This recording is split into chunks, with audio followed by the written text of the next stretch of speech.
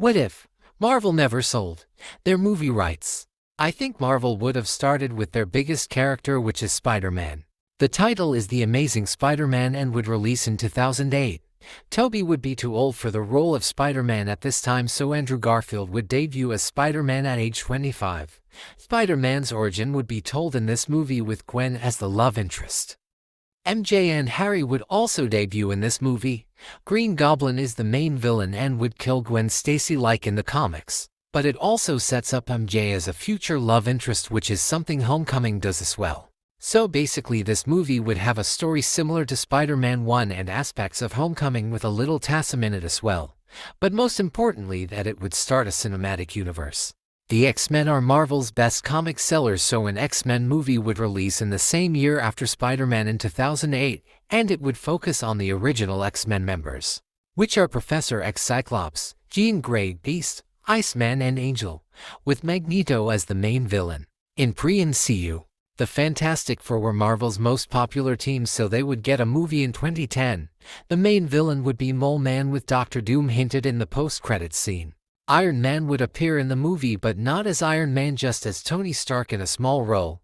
He probably could be a friend of Reed Richards. Pre-MCU, the Hulk was a popular character alongside Spider-Man, so an Incredible Hulk movie would release in 2011. The movie would be like the 2008 Incredible Hulk movie.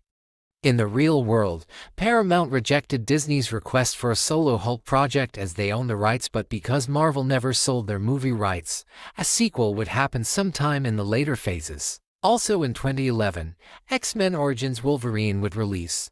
Like Spider-Man and Hulk, he was and is one of the most popular Marvel characters, so Marvel would make a movie out of him.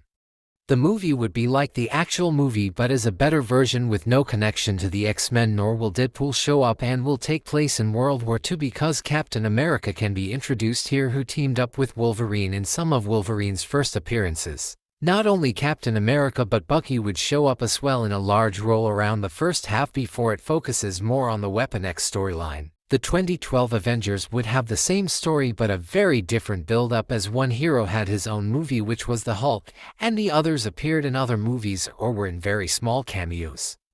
Black Widow, Thor and Hawkeye debut here, while Tony Stark debuts as Iron Man, and Captain America already debuted in the Wolverine. The Avengers would be a separate franchise without individual solo films, because I don't think they would have been popular enough, unlike Captain America, who was already a popular character from his comics debut. But I'm going off the structure of the MCU, so there's no space for a movie or trilogy for him, but maybe after 2019 there would be a Captain America movie, even if it's a Steve Rogers focused movie or a Sam Wilson focused movie.